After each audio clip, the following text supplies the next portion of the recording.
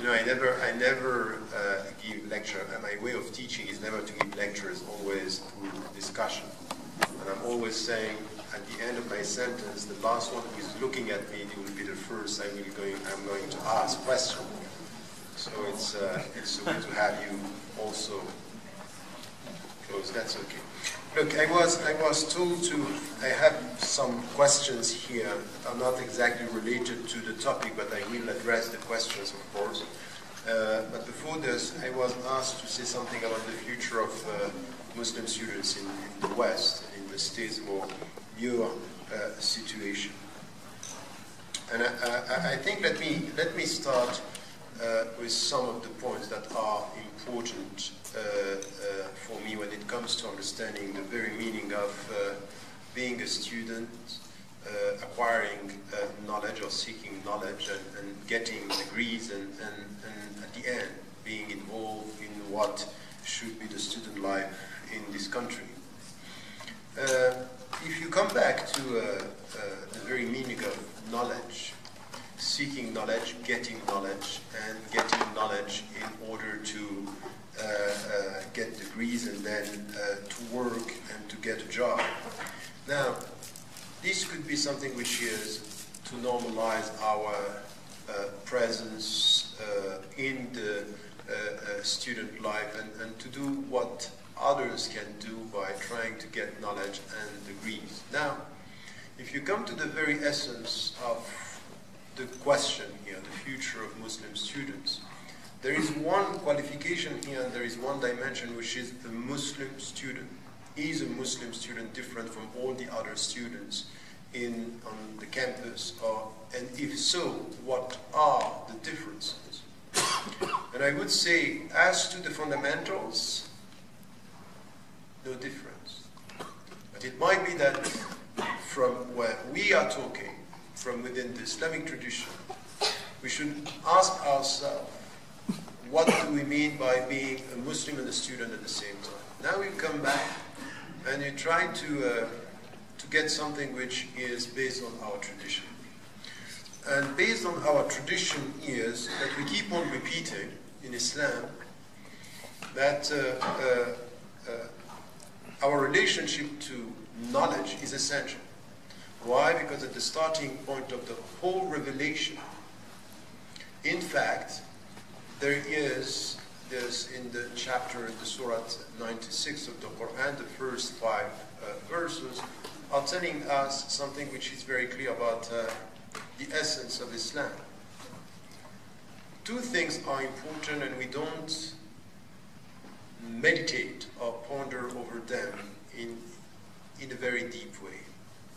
We keep on repeating, yes, Islam is celebrating knowledge because after بعد أعوذ من الشيطان الرجيم بسم الله الرحمن الرحيم when do we have اقرأ باسم ربك الذي خلق خلق الإنسان من علق اقرأ وربك الأكرم الذي علم بالقلم. So the first 5 verses that were the first to be revealed is read in the name of your Lord. And when you say our Lord, the Rabb, in fact in Arabic, a Rabb is connected to the very essence of التربية. الرب والتربية. والتربية is education. In fact, and this is the way I'm translating the word in the book that I wrote on the Prophet, the Messenger, peace be upon him, when he is, it is said that the first name of God is Allah, and by the way, just to be clear, Allah is in Arabic what God is in English. It's not, Allah is the Arabs' God or the God of the Arabs. It's just the word in Arabic. Because the Christians and the Coptic in Egypt, when they speak about God, they speak about Allah in Arabic. Okay, it's Allah in Arabic. This is the point. So we don't have a specific God. It's the same one and unique God. It's the one God. And in the Quran, what we find is Ar-Rabb. Iqra bismi rabbik. And we translate it into English, read in the name of your Lord. And in fact, the very precise translation is read in the name of your educator. The greatest educator, Rabbul Alameen, is the one who is providing tarbiyah, education. So when we come to this understanding, we understand two things that are fundamental in our relationship. And once again, we can go and we can tell you, you know what, you are students, get the knowledge, get the degree, find a job. Now, if you enter the world of knowledge, you better be equipped with a deep understanding of what we are talking about here. Because what the messenger, peace be upon him, responded is that he was illiterate. He didn't know how to read. And he said, I can't read. He said it once, he said it twice. And the third time he said, read Bismi Rabbik. Iqra Bismi Rabbik means read in the name of your educator. So what you can't do alone with his power, you can do. And you can say, okay, that's it. It's just he didn't know how to read, and then with the power of God, he was able. But in fact, it is not what it is said here. It is said, with the power of God, you can, but it also gives something which is essential in the whole understanding is your knowledge should have and has a meaning. And the meaning of your knowledge is to serve him in the name of his power and to understand the world in the name of his teaching. And this is essential. Why? Because all the first verses coming in the Quran that we read very quickly because they are very short. You know, we tend to think that because it's short it's not deep. And in fact the messenger has something which is very well known. He had this very specific qualities that jawami' al-kalim. In fact, very, very few words, deep meaning. You know, you have people who have long sentences and it's very superficial. He has very short sentence, very short statements, but very deep. And the Quran, the revelation at the beginning is talking about what? Talking about the conversion of the heart. In fact, it was what came from the text was change the way you look at the world. You look at a tree and you say this is a tree. You look at nature and you say this is nature. What came with the revelation is don't look at the elements as elements, but look at the elements as signs. There is a presence between before and beyond the world.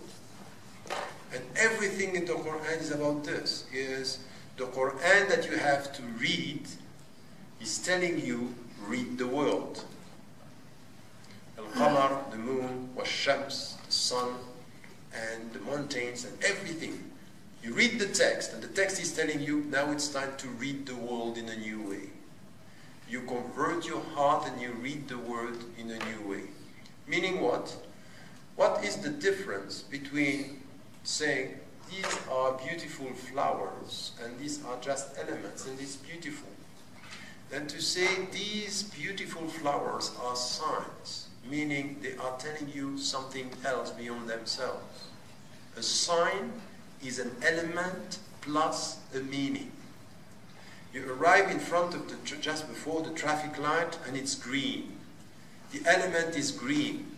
The sign is you can go ahead. If you look and you stop in front of the traffic light and to say it's green, this is it. You didn't get the meaning, you just get the color. You need to understand the meaning. What the Quran is saying from the very beginning is, be careful. Your knowledge is not only to get the elements, it's to understand the meanings. And when you look at a tree, say thank you, because the meaning is, this is a gift from him. The tree is nature for you. The sign of the tree is a gift from him. So say thank you. When you look at the beauty of the universe, it's beautiful flowers. And what we say in Arabic is, Masha Allah. This is the will of God, which is thank him. And when Luqman was teaching his son, what did he say? Anishkurillah. Thank God. Thank God. And the point is for us, how do you say thank God? Why I'm going to thank him? When I understand that the knowledge that I have about the world, and the knowledge that I have about the book is just reminding me that He gave us all this out of His mercy and His love. All this is about His love. He gave this with love. And as students, the very understanding here is, what meaning do you give to your knowledge? What do you want to do with your knowledge? Is this a knowledge to celebrate and to thank? Or is it knowledge to get power and titles? Are you getting knowledge to serve, or are you getting knowledge to be served? Are you getting knowledge for fame, or are you getting knowledge to be useful on earth? And this is why you listen to what the messenger was saying. Allahumma nas'aluka ilman nafi'a. Oh God, we ask you useful knowledge. What is useful knowledge? Useful knowledge is a knowledge that is helping me to be better. It's helping the society to be reformed, and it's helping me to face my death by saying, I did what I can. This is the knowledge that I had to get. So it's essentially useful knowledge is good for me, useful for humanity, and useful for my death. It's going to be something that I can come back to Him and say, I was. And what is knowledge here is, tell me the way you deal with knowledge. I will know the way you respect your mind, your intellect. And you know, Shatibi, a great scholar, was saying, following Abu Hamid al-Ghazali, al-Juwayni, great scholars, were saying, one of the 5 main principles of Islam is to respect your intellect, to protect your intellect. You have a mind. What are you doing with your mind? Are you wasting your time watching movies that are making you more silly after than before? Or are you using your mind to read books and world and science and nature and human beings? Because in fact, in English even, you have something which is very important. You meet someone that you can read him or read her. Aqra, read. I'm a book. I'm a book. And the respect that you have towards me is to read me. But I expect from you to read me and to have a useful reading, a useful knowledge about me. Meaning what? You are not my judge. You are my brother and sister in humanity. Read me to help me to be better, not to judge me to get power. You get it? And knowledge is a means. Is but a means. You get the knowledge and then you have to put meanings to this knowledge. And this knowledge is to be useful. So from the very beginning of Islam, Iqra bismi rabbika meant get knowledge and get the substance, but never forget the meaning. Why are you trying to get this knowledge? In which way you are trying to get it? And from which sources? And the Quran is telling us from the very beginning, it's going to come from the Quran, the revelation, but it's going to come from nature and from the society. It's going to come from what we call today secular. But in fact, all this business about sacred sciences and secular sciences, in fact, in real life, if we think about what is sacred and what is not sacred, in fact, everything is sacred when you put meaning. When you put objectives, why I'm trying to get this to, the meaning of knowledge is always to serve, always to try to get the knowledge to do something better. Now you have all this, and say, okay, what is the future of Muslim students in the state? What we can see now is that we have some Muslim students, they are coming to, or you have been born maybe, or you deal with this university, and in fact, they are getting knowledge. They want the degree, and they get the degrees. They can be doctors, professors, and they can have all the titles. And at the end, what seems to be important is to get the job. A very good position, a good salary, and I am a good American. That's not the point. If now you come to what I'm saying, all the landscape, the backdrop, knowing what we mean about knowledge, you come and you enter the university, the first thing which is important is whatever you are studying now. Why? Why are you studying what you are studying?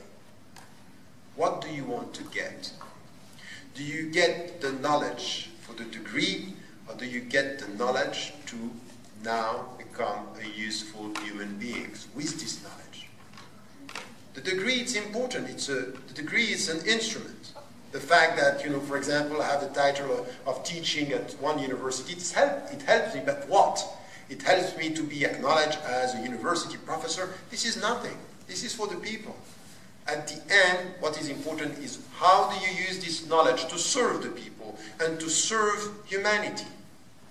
So ask yourself, now you are a medical doctor, you are a computer scientist, or you are a sociologist or a political expert, whatever is your field, the starting point for a Muslim student, and this should be for all the students, not only the Muslim students. And if you are useful in this university, is to ask the question around you and to make it clear.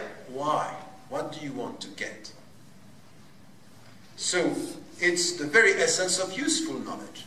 Now, this knowledge means that whatever you do, and in every way you deal with knowledge, you ask the objectives of this knowledge. And then the ethical dimension, what I was talking about this morning about ethics, is the values, is how do I deal with this? How am I using this knowledge to serve humanity and to try to serve my society? And my society means the United States for you now, in the best way. So how do you get this knowledge, and what do you want to do with this knowledge is something which is important. And by saying this, it means that now, how am I getting the knowledge? You have two choices. If you come here to get the degree, you can be very quick to just being shaped and get the pattern of the sometimes perceived good students.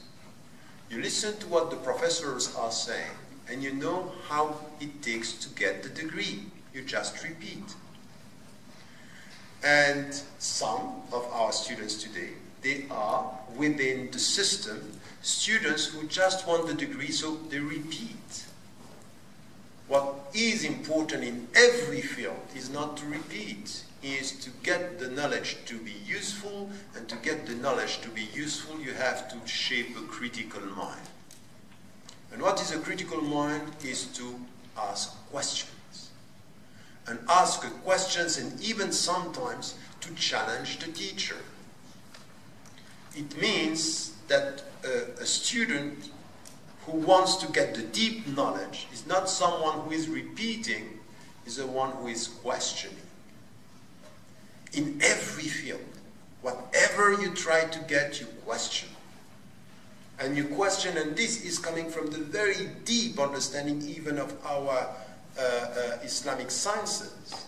For example, when the ordinary Muslims were going to a scholar to ask him about a fatwa, a legal opinion, and they got the response, they had the duty to ask, where does it come from? Tell me your sources, give me your evidences. One of the messenger's companion, peace be upon him, went to him and said, okay, it was in a battle. And said, look, it was with Badr. Are we here because it's a revelation, or are we here because it's your opinion? I said, no, it's my opinion. Look at the companion. He was dealing with the last authority, the last messenger, and he got the book. And he said, he is strong. That's not good. This is not where we should be. We should protect water. Like this, we will prevent the enemies to get the water. So your strategy is wrong. He is asking him, is this authority coming? Is it a revelation? Is it like the Quran? If it's the Quran, I'm not going to say anything. But if it's you, it might be wrong. Look at this. He's questioning the knowledge and the competence of someone who was getting the book. Meaning by this, make your mind. Wake up. Many of the students now with their professors, they don't even dare to do half of it. He said it, I repeat it. My degree, my exams, and this is not the way. First ask why you are getting this and how are you going with this knowledge to be useful. The second thing which is important is to challenge this knowledge with question. But to do this means that you have to read, means that you have to make your mind, means that you have critical wisdom. And the best students that I always had in my life are not the students that are repeating what I'm saying during the exam. These are not students, they are parents. They repeat, and they got the degree. The right student is, I repeat what could be right, and I question what is questionable and where I have questions. So I make up my mind, always being with the knowledge, trying to get it. And you will see that all the Quran, which is the ultimate knowledge for the Muslims, is coming from where? It's coming from, in fact, questions coming from the history, and the Quran is an answer, but coming from questions. So I would say that the role of Muslim students in the future is be careful. Don't be happy if you are only students getting the degree and you repeat and you get the job and you get the money. What is necessary now is to get knowledge, to ask the objectives, and to get a critical mind. This is what is expected. And to do all this means that your presence on the campus and with your organization is not to try always, as I see this, MSA is doing this and it's good, but it's not enough, to organize lectures about Islam just to spread around a better knowledge of Islam. That's fine, you can do this. But the best way to show who you are as human beings is not always as a Muslim student organization to organize lectures on Islam by Muslims dealing with contemporary Muslim issues or Islamic issues. That's fine, you can do it. Are you students? Are you studying medical science and law and all this? Come and organize on the campus lectures where we come with critical questions that are question and fundamental questions for all.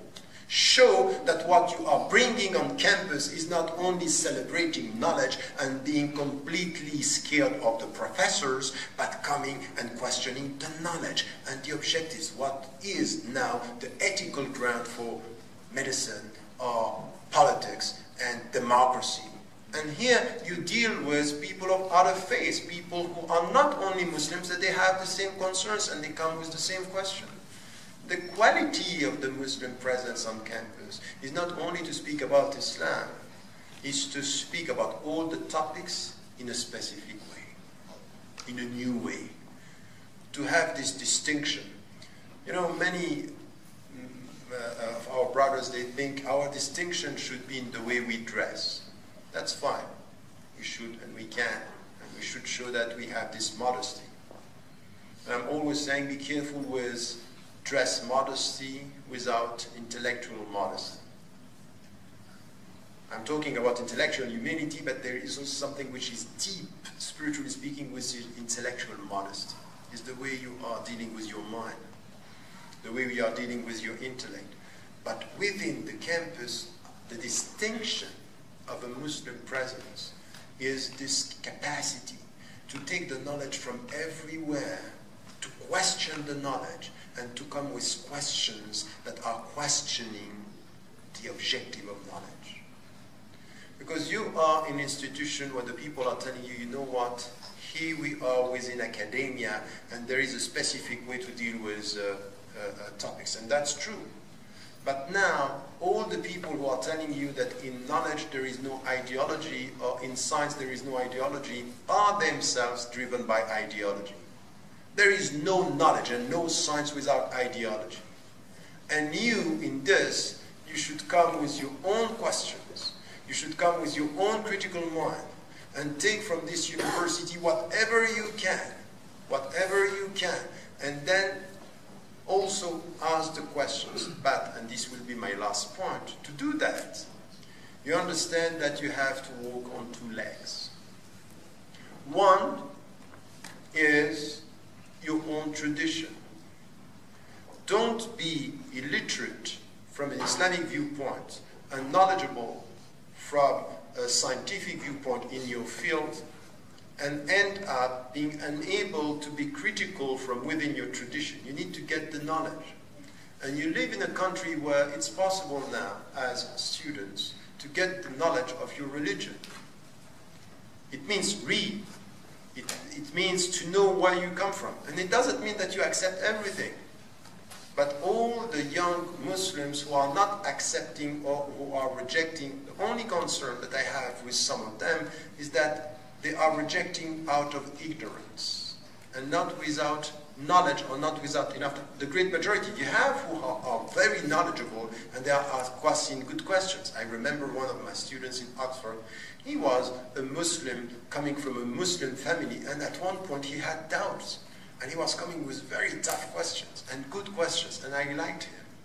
Because he was trying to get answers not in a passive way. You say, oh, my father, my mother were Muslims, and then I'm following. No, I'm not following, I'm questioning. I'm questioning. And all questions are legitimate. All questions, the deep question, and the deepest question, and all the questions that you may have in your mind, never be scared to ask. And we have to ask. But to pretend to be good Muslims while you have lots of questions that are unanswered in your mind, that's not the right way. So you need to come with your tradition, with your critical thinking, and question the imams, question the teachers, question your family, and say, okay, this is my religion, I want to understand. Because to pretend at the surface of your religion that you are committed, that's not going to work. And in this society, you have to come with the critical questions, asking about the principles, trying to get, so we need this knowledge. And as much as we need this knowledge, you need to be also knowledgeable in your field. And with these two legs, you build an identity which is solid as to the principles and open as to the horizon that we can do with people. And come and be a driving force in this society which is using knowledge, not only to get a salary or a job, but using knowledge to ask the deep questions and the deep ethical questions in every field. So this is the future of the students, the Muslim students here, is even to think about what it means to have a Muslim association on campus. It means to deal with all this discussion, and to show how much we are open and we want to question, we want to listen, and not only when it's Muslims. You know, sometimes I'm attending some of the lectures when the Muslim scholar comes and speaks. The Muslims are here. When it's someone from another faith, the Muslims are leaving the room. What's that? Since when we only listen to Muslims and we disrespect the voice of people of other faiths? We have to learn, we have to take. And this is where not only we have to do this, but we have to invite scholars and professors to be involved in our discussion from other faiths and questioning the ethical dimension of all what we have to do. So the two legs are important, our tradition, our field, and then to come with the critical question, to have a better understanding of the society, and to be our distinctiveness should be about the way we ask questions and the way we are dealing with our critical thinking and the objectives of this knowledge. And all this is coming from what I was saying at the beginning, is the landscape, the background from where we come, if we understand the very meaning of knowledge in Islam. At the end, we don't worship knowledge. We should worship God. Knowledge is just a means. Don't worship, within academia, all this business about having title and all this. Be careful with academia. Academia could be a jail if you don't understand that it just means that we are getting to go further and to serve the people. And last point. There is something that we learn within academia as students is to try to study and to get our, one of the main dimensions. You should be with your mind the way you could be with food and gifts. You should show solidarity. And the best among you as students is not the one who's getting the best marks. Is the one who can get the best marks and show solidarity with others who could have problems. So if you are happy to be within a campus and you don't come back to what is happening in the society, you know how many in this society cannot just enter university because they don't have money and they don't have knowledge. How much of your time do you give to people who need to get some knowledge? I was 17 years old when I started to, I finished my high school and I was entering university. At 18 I was starting to teach. And I was teaching some of these people in Geneva. It's a rich city within Switzerland, to try to teach to some of these students who had no opportunity, they were poor or they were marginalized. And from the beginning, some people get money and they have to show solidarity. Some of you, you have knowledge and you have to show solidarity. Share what you have. Share knowledge. And you know in the Quran it is said, وَمِمَّا رَزَقْنَاهُمْ يُنْفِقُونَ, and they give from what we gave them. And when you were given knowledge, you give knowledge. And you have time, give time. If you have heart and generosity, give. From everything, the best among you is the best for humanity, even as a student. So think about it. What do you give to the people around you? Many people who don't expect this from you, they say, that's good, you are getting knowledge, study for your exams, and you will do it. But I'm sorry to tell you, to study for your exams and not to give between two exams, there is something missing. There is something missing. As to the very understanding of useful knowledge. Useful knowledge is knowledge to serve, and to give, and to transform. This is what you have to ask yourself as Muslim students, and the floor is open for your questions. I know it's demanding, and it's not easy to listen to what I'm saying, but who told you that you are coming to listen to an easy lecture?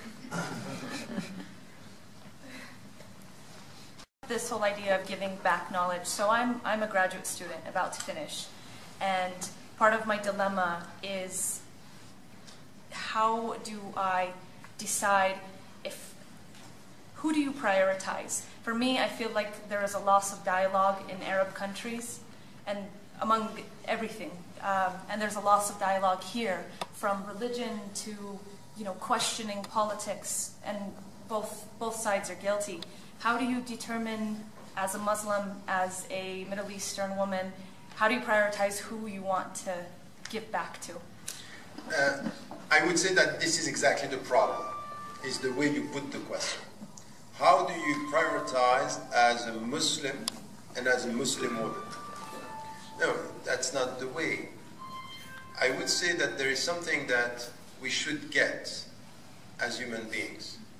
You prioritize not because you are Muslim or because you are women.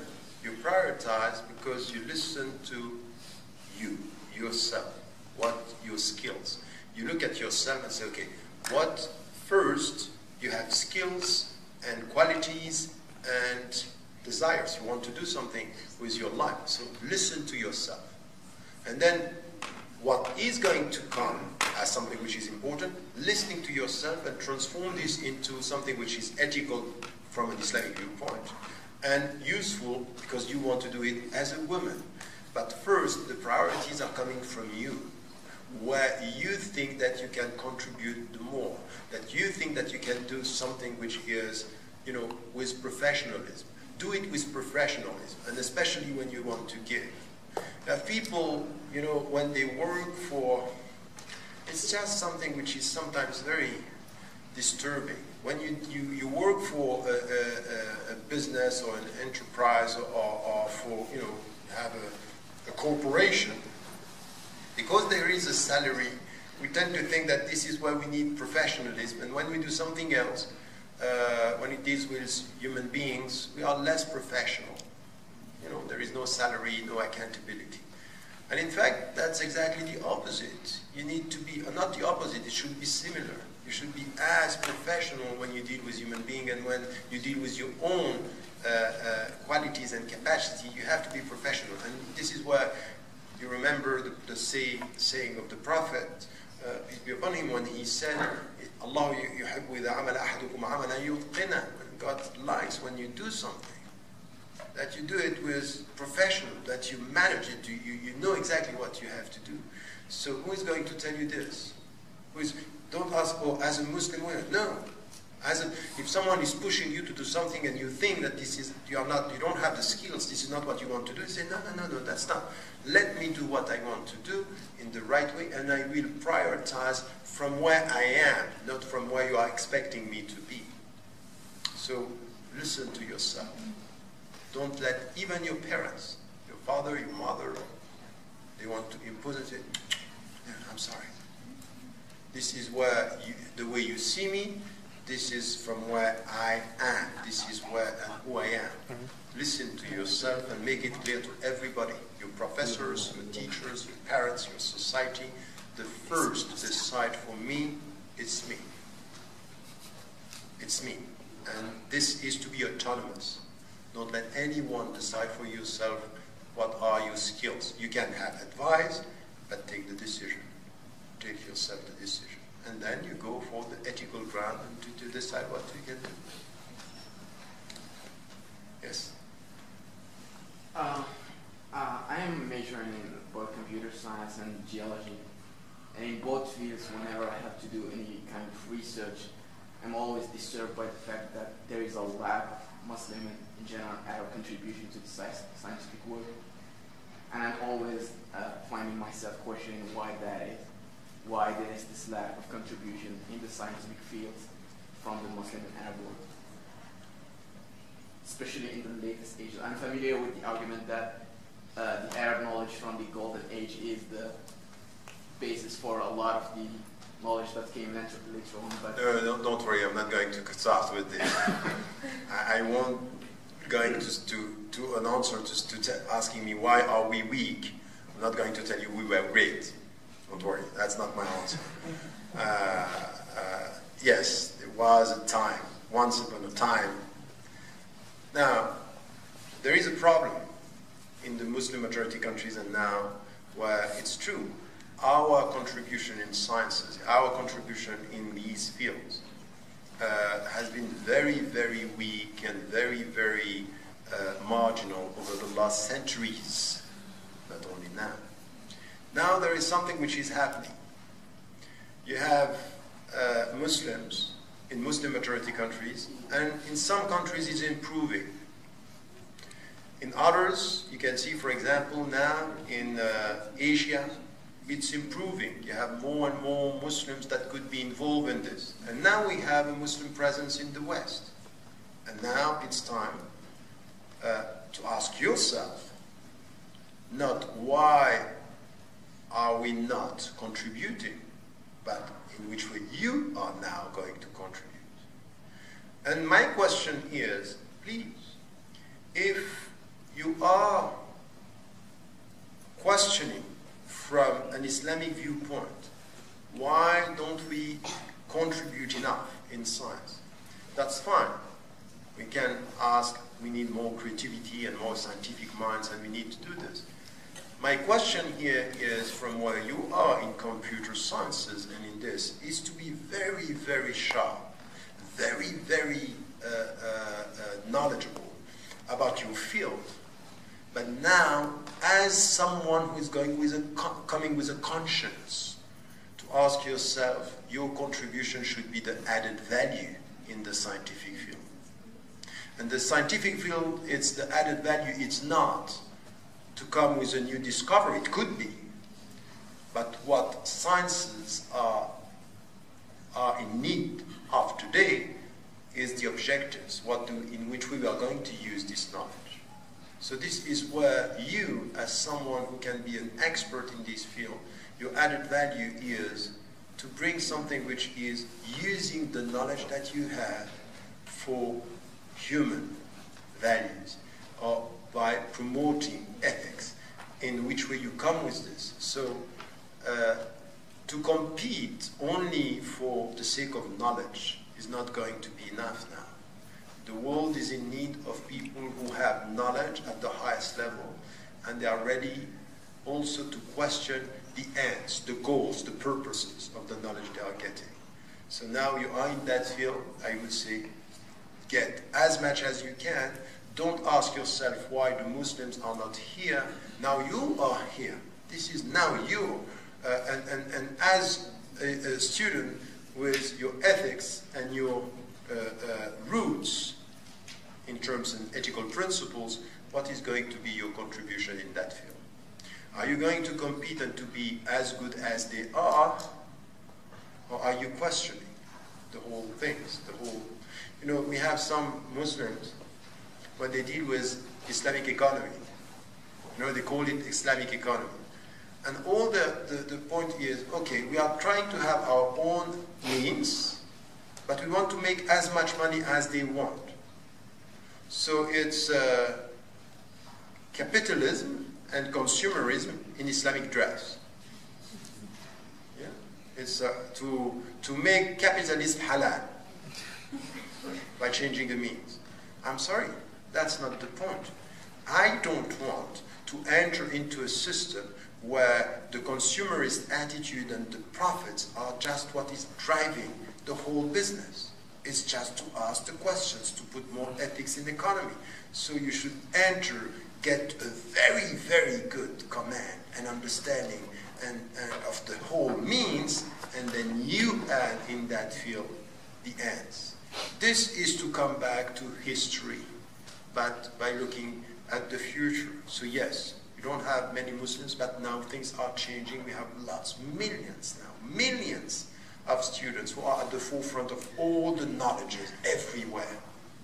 And my concern is, I see too many of these students, they just want to do and to be as the others. So they pray, they fast, but there is no distinctiveness in the way they deal with their knowledge. They use knowledge to make money. And I'm sorry, the very essence of anything that is coming from spiritualities and religions is knowledge is not for money. Knowledge is power. Knowledge could be money, but if you are a human being, knowledge is serving. Serving humanity, not using humanity. So ask yourself where you are in this picture. Yes? Earlier you mentioned... The next one, I promise, is you. I saw you. Okay. You mentioned intellectual modesty. What do you mean by that? You have no idea? I know what it literally means. So what do you understand? I understand. Now I'm going to challenge you. This is the way I teach. So I'm saying you should pick and choose what you should. Pick and choose. What? Say it again? Should you pick and choose what you want to learn, or that's what I'm kind of understanding. What do you understand by intellectual modesty? I don't know. Not at all. I mean, I understand what having modesty means. What does it mean? It means respecting yourself and really respecting yourself. So intellectual and having knowledge that betters you, is that what you mean? Okay, is there someone who is understanding what I mean by intellectual modesty? You all kept silent and say, okay, let me read it. One day we'll know. Yes? Yeah, knowing that you can't know everything, and at the same time, you shouldn't say what you know about everything. Yes. Is there a difference between humility and modesty? What is the difference between humility and modesty? Never thought of this question. Sorry?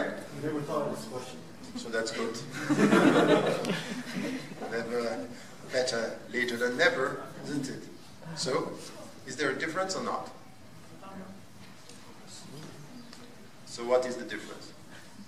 The difference is modesty, acknowledging that you don't know everything, and humility is acknowledging the fact that you can't know everything. Say it again. I think modesty means the fact that you don't know everything, and humility is acknowledging the fact that you can't, even if you wanted, know everything. Okay. What do you want to say? Well, I was just thinking that modesty is that you're not showing off the knowledge, but using it for good, more pure purposes. And perhaps humility is being teachable, being able to learn and not thinking you know everything. Yes. And then So between the two, I think you got the point.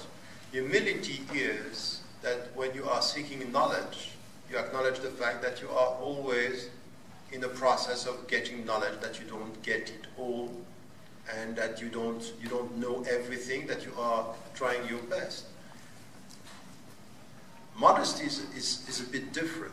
Modesty is the way you deal with what you know, not the way you deal with what you don't know.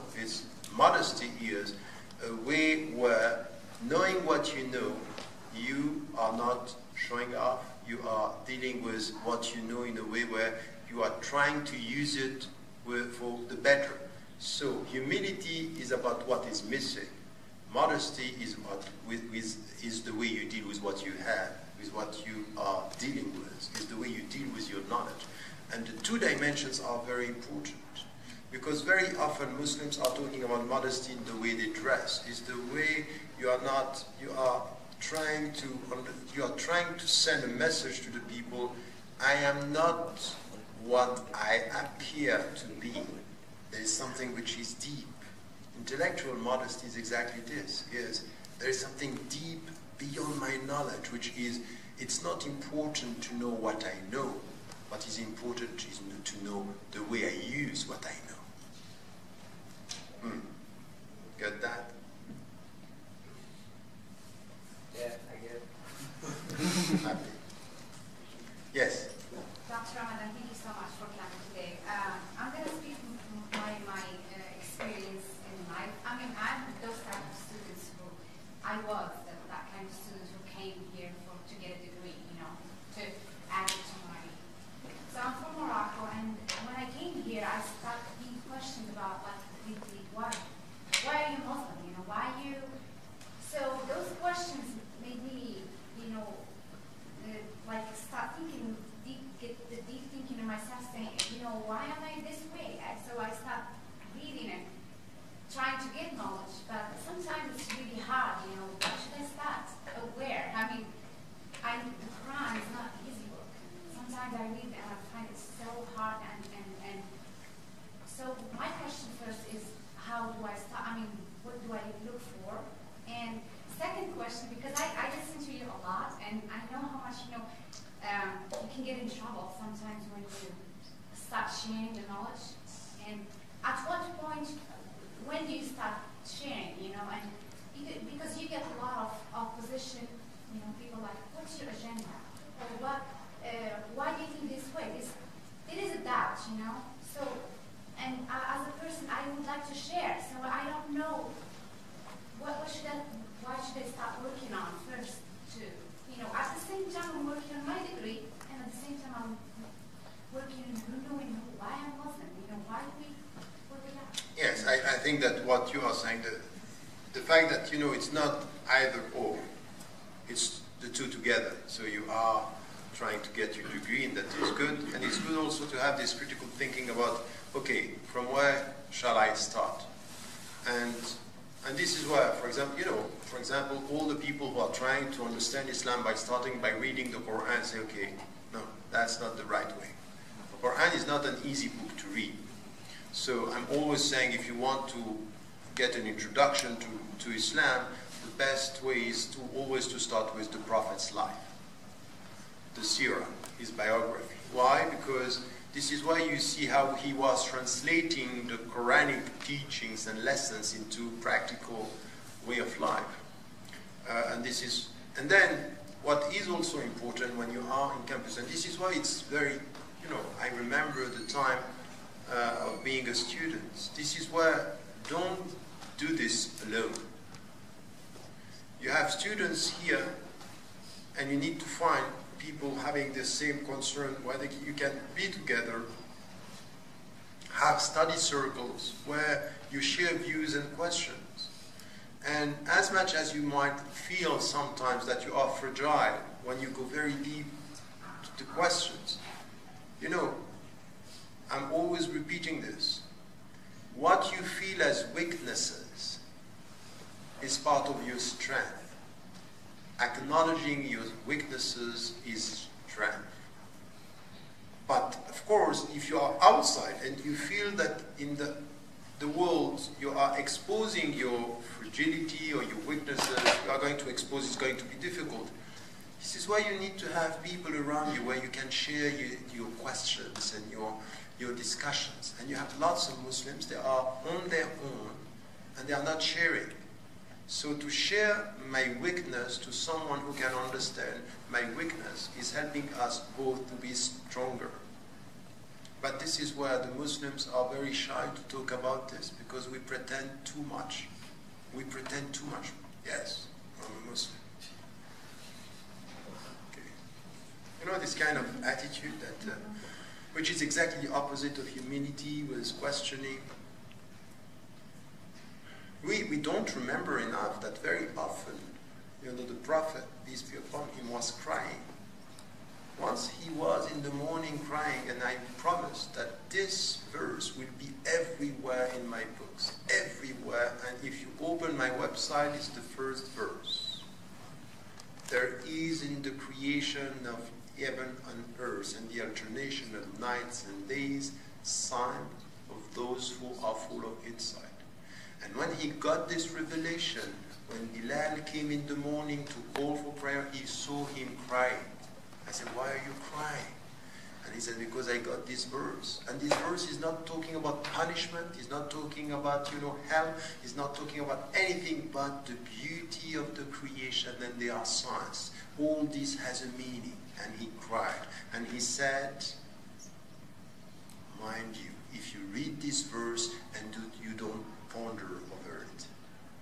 Meaning that this is the way he himself was sometimes very, very sad and fragile and strong at the same time. And they were seeing him crying. We, as Muslims today, it's a universe where we can do things that are completely wrong on our own, and we pretend to be strong with our community where we should show and have this kind of type of discussion. So all what you are saying here is, from where you start is this introduction to Islam, but you should not start on your own. You should get people with whom you can have study circles, get the knowledge, share views, people that you trust. It's very much about trusting, you know, a group of people. Now, sharing and speaking and exposing, this will come. But as I'm always saying, getting knowledge, getting the means at the same time that you should show some courage in the way you deal with this.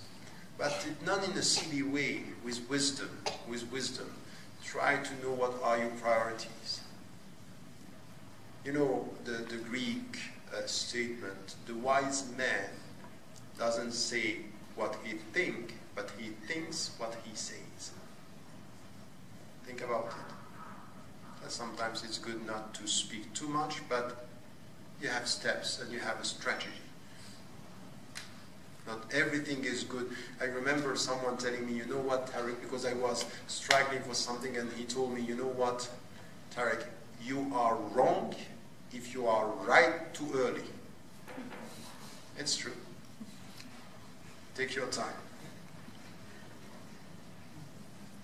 No other questions? Yes? The goal you talked about is very difficult to achieve. So what is difficult? The goal, like serving and serving others, and so. Can I ask you why you say that serving is difficult? No, I mean like you said like to make it a goal, like the attraction of money is there, the famous is there. So you have to target to serve the people. So achieving that goal is like very difficult to motivate yourself. So how you recommend you should? That's good. That's a good question. You cannot deny the fact that you can be attracted by money and fame and positions. That's it. Now, when you deal with, and this is why I said you have to have two legs. There is one which is a spiritual dimension, which has to do, at the end of the day, what do you want to achieve with your life? So you can't get these questions answered if you don't go towards something which is the very meaning of my life. Why are you here? So if you don't question this, if you don't have people around you that are helping you to, be careful. There is a verse in the Quran that all the people can understand. And when I'm talking about this, with Buddhists and Hindus and Christians and Jews, they completely understand. When it says, لا تكونوا كالذين نسوا الله فأنساهم أنفسهم. Don't be like those who forget God. At the end, they end up forgetting themselves. In fact, if you lose the direction, you end up thinking about your own interest and your ego is taking over. So it's difficult to struggle with your ego. But this is life. This is life. So the opposite of intellectual humility is arrogance. And the opposite of intellectual modesty is showing off and making knowledge something which is the goal in itself, and your title the goal in itself. So this is why you have to ask yourself, it's not easy. This is in fact the very essence of what we call jihad and nafs, which is the way you deal with yourself and you try to get the very essence of this. But one question, which is the starting point of your journey, and especially when you are within academia, is who do you want to serve? In which way are you useful? Are you useful? That's a good question. Are you useful? What is the meaning of your presence? And then you ask this deep question, and I would say that if we have Muslim organizations or Muslim students, these are questions that they should not only ask to Muslims, they should ask to every single human conscience. Because you can have people who are very bright, getting the best degrees, and they are very dangerous. Because they are arrogant, because they want money, and because they don't care about people. And sometimes we respect them because we look at the brightness of their mind, but we don't see the darkness of their objectives. When a bright mind has dark objectives, you are dealing with a dangerous being.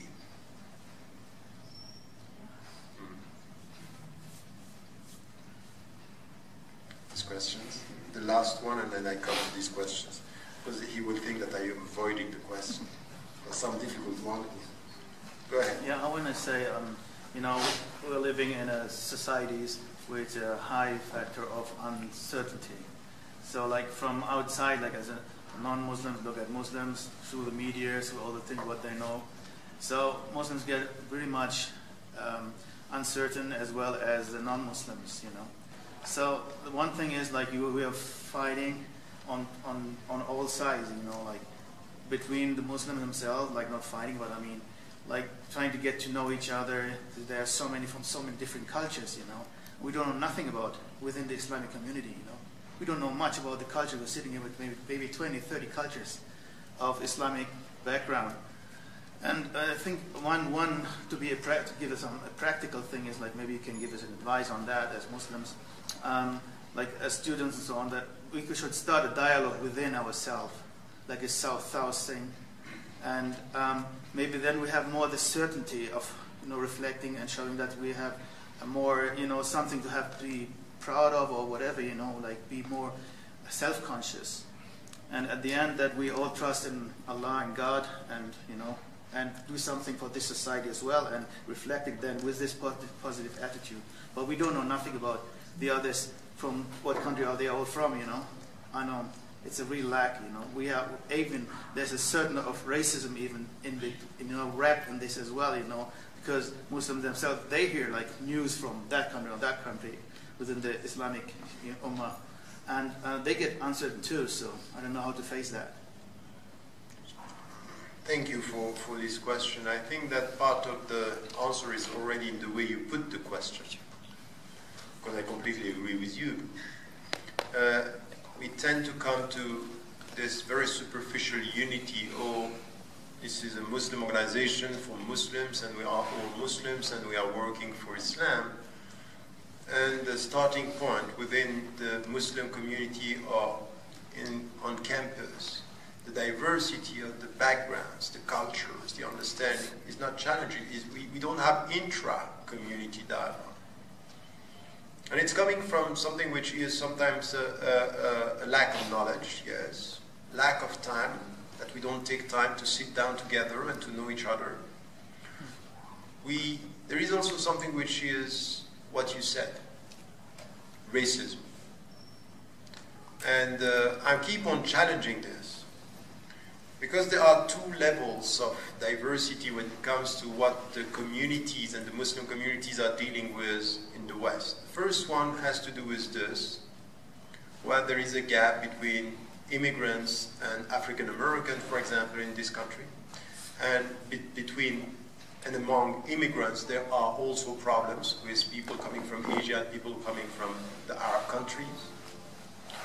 And with all this, we are talking about the unity of the Muslims, where we are scattered between interpretations and cultures. And we can't have an open mind if we don't just sit with people and listen to what they have to say. And we don't do this. We are with our people. This is my group, and this is my culture. We have it with the mosques, and we have it even on campus. While I would expect students to overcome this and to go beyond that and to come to a discussion on something which is intellectually rooted, be passionate and more intellectual. We're not doing this. And the second problem that we have, and there is a great deal, that's true, you know, even in this university here or elsewhere, the dream. That's not a problem. But when you are coming from, you know, the social fractures, and this is the second division that we are not dealing with, is where we have social classes. This is a reality. You have poor people and rich people. But I'm sorry, what I got from the messenger and from the whole history of Islam is the one who is my model, who is the messenger. He was facing the rich, relying on the poor, loving the poor, facing the rich. Not what we are doing now, praising the rich, forgetting the poor, and even neglecting them. If you are a student in one university here, I'm sorry, any student who wants to improve this society, any American who wants America to be more faithful to its principles and to reconcile America with its principles, which should start with this, is dealing with diversity, mutual respect, equal rights, and getting something which is internal discussions and discussion within the society. Start with yourself within your community. We don't do the job. We don't. And if the students are not doing this, who is going to do it? The students are reproducing the same fractures and the same very narrow understanding.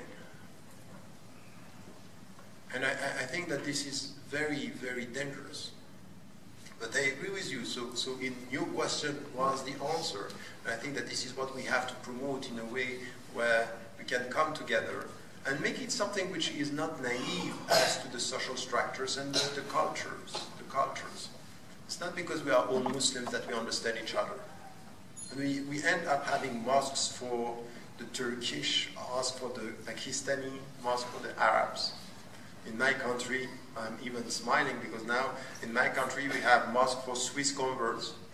They don't want to mix with others. They say, no, this is not us. You even have now voices coming in this country saying the converts should lead the Muslims because the Arabs are messing out, so that's not the way. What's that? Where are we heading? So at least at campuses, we need some young students, men and women, to understand that and to open up. This is where we can have an open, critical debate where we are not driven by the wrong superficial understanding. So I come to the, okay, go ahead, and then I come to the question. Yeah? As a Muslim student, especially one of the Muslim students association later in the city, I want you to give advice to the MSA and the new generation of MSA, as well as what's your advice for the local messages in supporting the MSA as well? About what? About everything, like any advice you give to the messages or MSA, basically. Wow, but that is huge. It's a simple question, but there are lots of things to say. But I think that what I was trying to say, was some advices. I hope that you got the message. Could you address ideological pluralism in that light? In the light of what is happening in Syria? No, ideological. In the light of what? Ideological, like Islamic ideological differences. So you talked about the racial differences in our community, like the Pakistanis staying out by themselves and the Arabs. But what about with regards to the application of Islam itself, Muslims and their diverse Islamic background? Yes, okay. So I'm not sure that I would say ideological when it comes to this, because ideological could be the political side, and we still have also to deal with it. So we have many interpretations in Islam, and what I am always repeating is that there is something which is called accepted diversity in Islam. So I might disagree with the literalist, but I cannot say that they are not Muslims or they are extremists. Some of them are very conservative, very literalist, that's fine. I would never put anyone outside Islam if he or she tells me, I am a Muslim, I believe in one God, and the messenger is the last messenger, that's fine, you are a Muslim. Now, your interpretation is open, as long as you don't make something halal haram and something haram halal. So when you are not transforming our rules into something which was illicit, you make it licit, or something which is licit, you make it illicit, that's fine. We may disagree on some of the interpretations, we may disagree on the limits, but you are a Muslim and we have to accept this. So this is where it's important to acknowledge the fact that some are literalists, some are reformists, some are more attracted by the mystical side of Islam, the Sufi trend, some are rationalists, and that's fine. We need to deal with this. So we deal with different cultures and different interpretations, and we need to accept this. And this is a challenge. So for the local mosque or for the MSA, don't get the sense that you have the only right interpretation of Islam. Let the people find their way and open the floor for the people to express themselves. You have women who are wearing the headscarves, others no. Who told you that, is telling you that you have to ban women from, no, let the people come and discuss and be open and let this being a discussion. So this is a side where the accepted diversity of Islam is not always easy to deal with, but it's an enrichment within the community, and this is something that we have to promote. The second thing is, and it's not always easy, is when you deal with the political diversity. That we are now, for example, when it comes to Syria, now many interpretations and many conflicting interpretations, and it can go very far in the tension. So this is where no one can say to another one, you are less Muslim because you support such and such political position. So we need to understand that we have different political interpretations as much as religious interpretations, and we need to have a broader way to deal with these issues as Muslims, knowing that it's not easy, especially when we are dealing with very difficult political times. It's not easy now what is happening in the Middle East or what is happening even here. Even here, I remember that I was with African Americans just before the first election of George W. Bush, the first election. And I was with African Americans. And they were so upset with the immigrants. They say they don't get it. They are going to vote for George W. Bush and this guy is bad. And I was with immigrants who say, African American, they don't get the real sense of what politics is. After a while, I should say that the African American were quite right. That the immigrants, they heard George W. Bush once saying something about, Arabs and Palestine. They said, yes, he's going to. And they were just silly. This is the way they deal with politics, is just not to, and there is a lack of at least communication within the society. So let me, just to end, I think I can go through the last questions here and then it will be okay. What do you think about Muslims who use historical events, distortions of opinion facts, to ignite renewed discourse such as Dr. Adnan Ibrahim and Hassan Farhan Maliki? Is this a proper approach to close the gap between Shia and Sunni divide?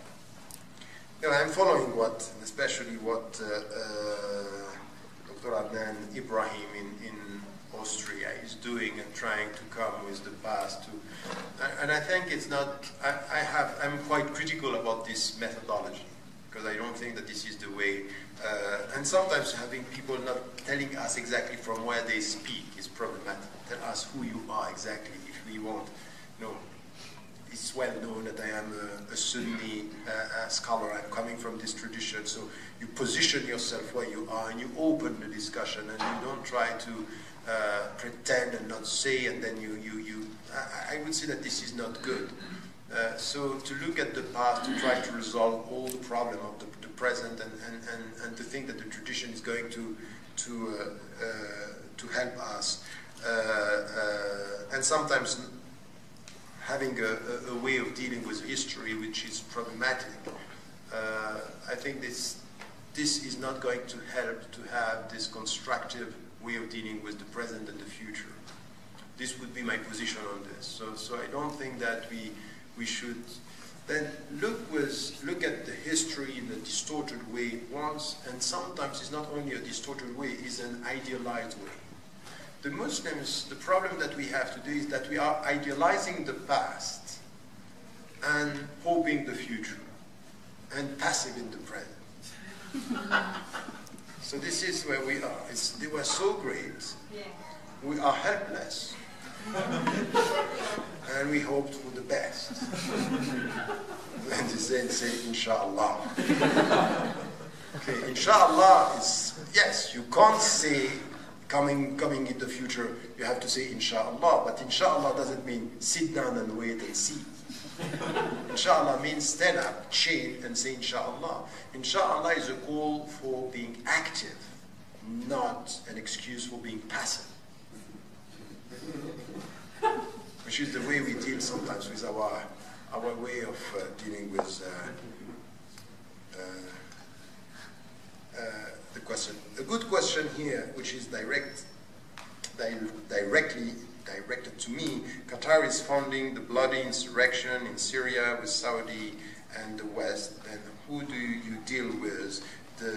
How do you deal with the dichotomy of being part of ethical reform in a country that is doing the opposite?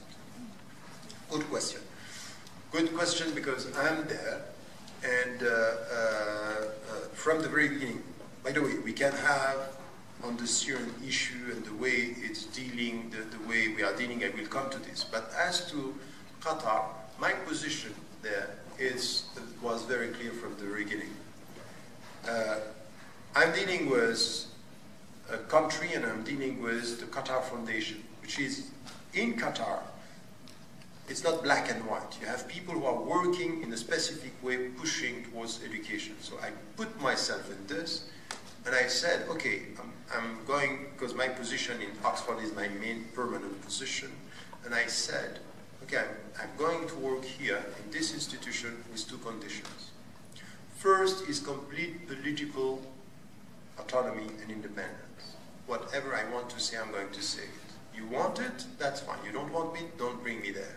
I'm not going to work. And second is financial autonomy, that I am free within the center to do whatever I want, to bring whoever I want. And these were the two conditions that I had from the very beginning, with the money for me being paid by Oxford as a professor there, and not being involved in anything which is putting me in a situation of dependency towards the society. And it means that if you read, for example, the book The Arab Awakening, I'm quite tough with Qatar. And before even going there, what I said is I'm not going to be, many people were surprised. Now they start understanding what I said. This was 10 years ago, when I said I'm not going to be involved in anything which has to do with Al Jazeera as an Arabic channel. Because many people were celebrating and say, I have some questions. And I said it and I wrote it.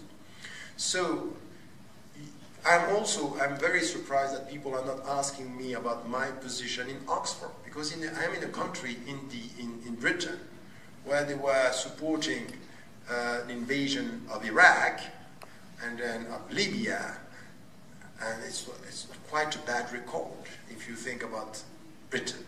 But it's as if you speak about Qatar and you don't speak about Oxford in Britain under Blair.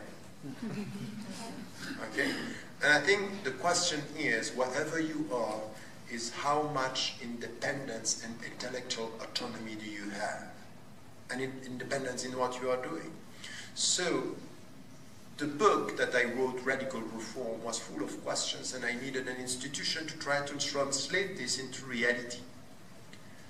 And this is something which is important, to try to do the job, which is let us come with scholars and try to promote ethical understanding. As long as you can do it somewhere without being prevented from thinking, promoting thoughts, that's fine. Now, if one day I find myself in a position where I cannot speak my mind because I'm there, I would stop. I say, I can't. If you prevent me from saying, I'm not going to say. And this is something which is the starting point of my position in intellectual terms. I'm not looking at where I am. I'm looking at the way I behave where I am. So I'm not under the authority of any state. And all, if you read I don't know if you are following what I'm writing on my website, you will see that even in the last, when I was talking about Mali, I'm very critical about Qatar and its international policy. When it comes to Syria, I'm against Bashar al-Assad. I'm against him, and I think a dictator should leave. This is my position. But I'm not naive as to the opposition. I know that they are divided and there is a problem. So when I was with the Tunisian president, Monsef Marzouki, and he told me, I have a problem with Qatar because they want to give weapons to the Syrian and they are promoting a civil war which is going to last. He was right at that time, and this is what is happening now. So I don't think it's the answer. So I'm critical of their policy. But, and this is where I think that the way I reconcile this is do the job within education and try to promote. And I can tell you that in Qatar there are people, in fact even Sheikh Hamouza herself, no one can deny the fact that among all these people in the Gulf countries, to put all this money for education city, it's good. To try to promote education and to put all this money to get institutions and trying to have a faculty of Islamic studies and all this, I would like all these people to put as much money in education as they are doing. So you cannot just, it's not black and white. You can, when there is something which is, okay, that's good, at least this is good. At least she's trying to do something on education. And to have women be more educated. I think we have to celebrate this.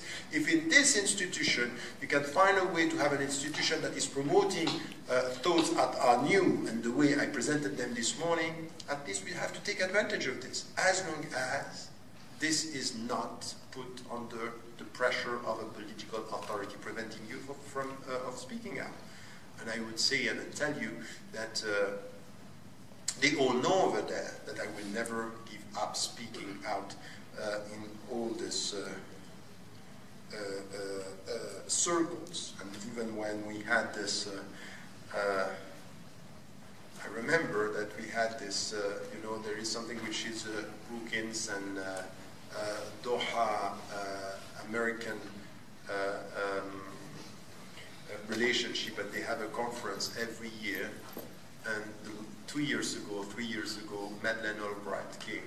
This was just before I was able to come back to the States in 2009, about 3 years ago.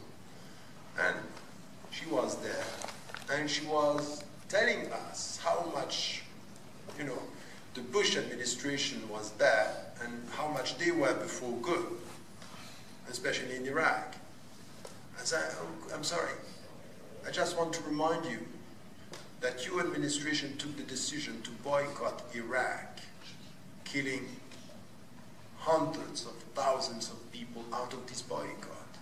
So don't come now to tell us. So this was in Qatar. So I think that this is where the voices should be heard and not having a black and white and simplistic vision. Why are the Islamists failing in reform and only supply rhetoric to the public? Good question. I tried to answer this question yesterday evening, in fact, by saying that the Islamists today, once again, we have to be fair. With all the criticism that we may have towards what they are not doing, at least we have to acknowledge the fact that after 2 years, in the situation where we are now, it's very difficult just to deliver. It's difficult for any political trend. Having said that, not to go too quick, too fast in judging, means also that we have to look at what is happening and say, why don't they deliver now? And why? What are the problems?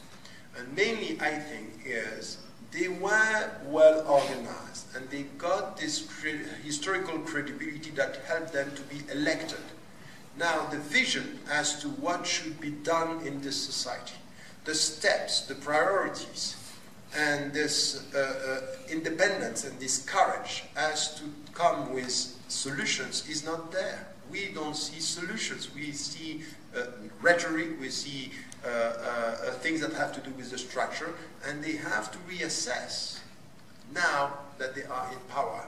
Many of the priorities that they had, it's not enough to, and they are so obsessed, and this is my problem, they are so obsessed with the international recognition telling them, yes, you are legitimate to rule, that they are forgetting many of the other principles that are so important when it comes to reforming the society.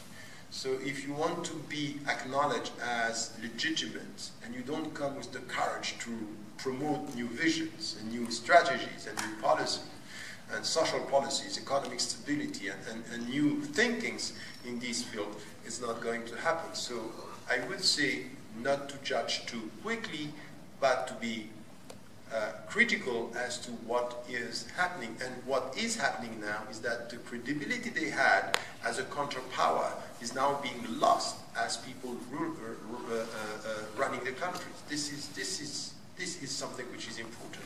And in one of the texts that I wrote about this, I questioned, I said, it might be that to win is to lose on the long run.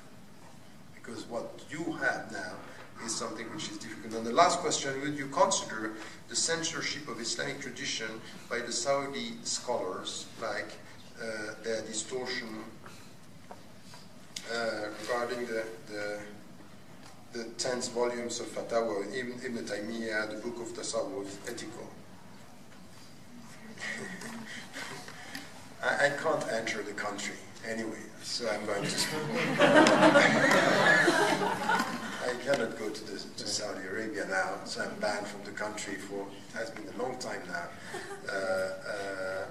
And there are many things that in the Saudi government now, even though it's the center for the Muslims, you know, when we are directing our prayers, that we have to be critical of. So it's about the... Excuse me, I'm going to interrupt you. You said you're banned from Saudi Arabia, and if you want to do your prayer on the shoulder... I went already, alhamdulillah. So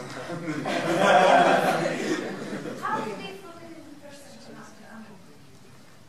that's the reality of it. So they prevent many people and sometimes you can enter, you don't know if you can get out.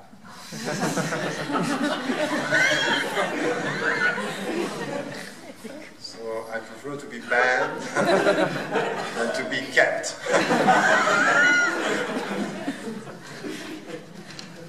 But this is the reality.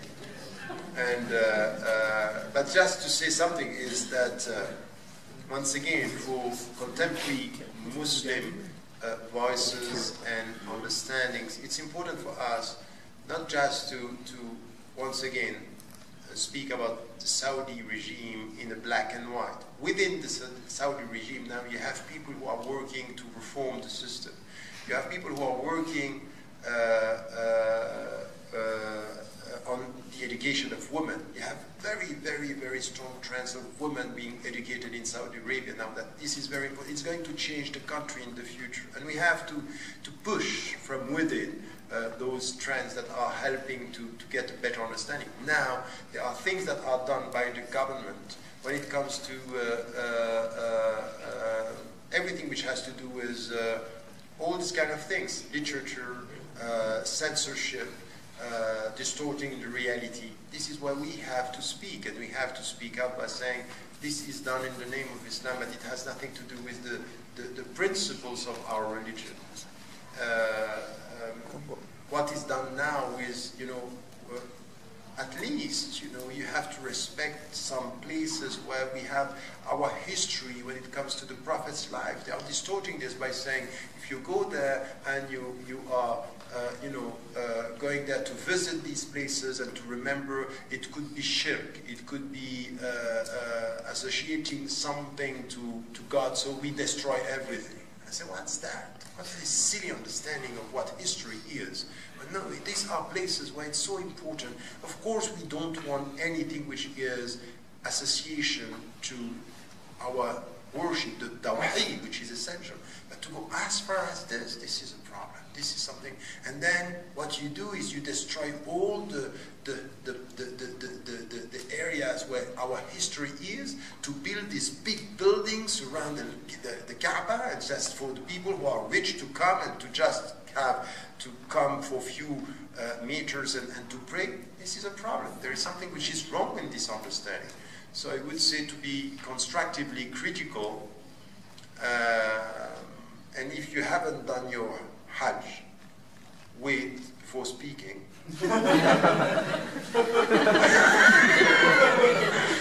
So perform your pilgrimage and then start talking. Well, I was banned from here, you know, 6. And it's also important for me to know that it happened on both sides. 6 years in the States, 1 year in France. I was banned from France, and but you know what is happening? No, but it's a good. These are good news. 6 countries at the beginning, and now 1 per 1, and this could be hope for the future. Things are moving. So it was Egypt, Tunisia.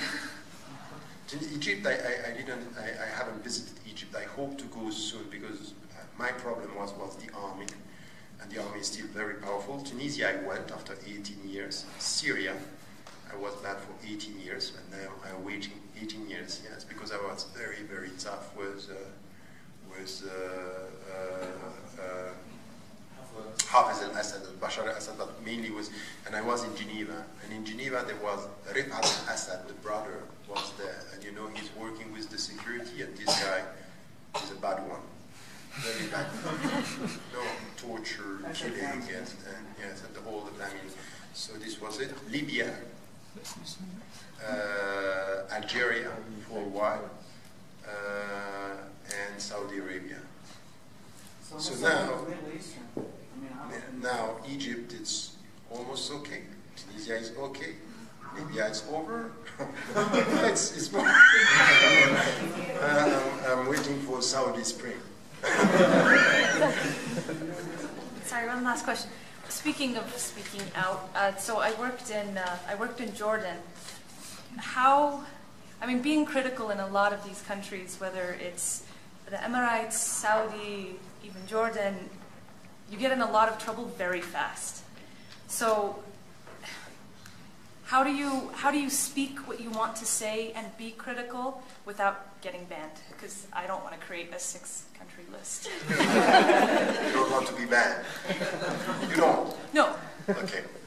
No, I think that once again, and especially, I'm always calling the students to be courageous and to speak out. But to be courageous and to speak out doesn't mean that you are doing it in a silly way with no wisdom. So how do you deal with this is also something that you have to think about. It's to strategize the whole thing. To find people who can speak. You know how Amnesty International is working. If you are dealing with Tunisia, we never put the Tunisian man or woman at the forefront of the criticism. Put someone from another country, because it was very dangerous to put someone who is coming from Tunisia. They can kill the people from his or her family. It was tough. So you have to, and then for you to try to find a way where you can be effective. So sometimes you speak out, or you have a group of people and you try to have something which is a strategy, but do not expose yourself in a way which is counterproductive. Very quickly, you're not going to be heard and you're going to be bad. So it's useless. No one is so you have to find a way where you can be heard and sometimes to try to get the knowledge. So this is something which is, courage doesn't mean to just speak out without intelligence. But from my position, anything could happen. When I was banned from this country, I heard just many groups here who were using this as saying, oh, it meant that we were, it was right. And then the fact that Hillary Clinton came, and then it put me in a position where I know that anything could happen, but I know also that in my position to say what I'm saying, I'm still protected in a way by where I am. If now they come and say you are going to be banned from the country, I would say that's fine. I prefer not to come in your country if your country is preventing me from speaking.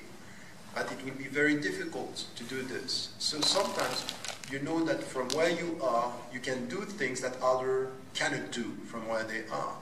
It's necessary to say it. It's necessary to speak out. So this is what I'm trying to do wherever I come, and I do this with Muslim majority countries. And to pay the price, for 18, the last time I went to Egypt, it was in 95. And in fact, I was saved from being, and I had to stay. And this is what I heard, that they were expecting me there. And then the Swiss government were telling me, the only thing that we can do is to prevent you from being tortured. How many years you are going to stay in jail, we can't tell you. So don't go. And then I got the message. And then I think that this is where you have to know where you are in the picture and do as much as you can. But don't, never, in the name of wisdom, disappear from denouncing and from speaking the truth. This is the problem that I have with some who say, no, wisdom, be wise, and then they disappear. No, we have to find a way to, no, because this is, some of the Muslims, when they speak about, al-hikmah, وَإِذَا خَاطَبَهُمُ الْجَاهِلُونَ قَالُوا سَلَامًا, and then they end up being, this is a lack of courage in wise disguise. So this would be my advice. I just want, in your name, really, in your name, to, once again, I want to thank MSA for this invitation, but Safiullah, who was very instrumental in bringing me, who is here also, I really want to thank you, both because, and you especially, because it has been 2 years for him to try to get me here. And he has been with me since yesterday evening. He came to the airport and he brought with him many people who are involved in dialogue and trying their best. So I really want you to acknowledge beyond my presence is the fact that I wouldn't be here if for the last 2 years he was not involved in trying to make it possible. And I want to thank you for being present and having this wonderful meeting with you this afternoon. Thank you.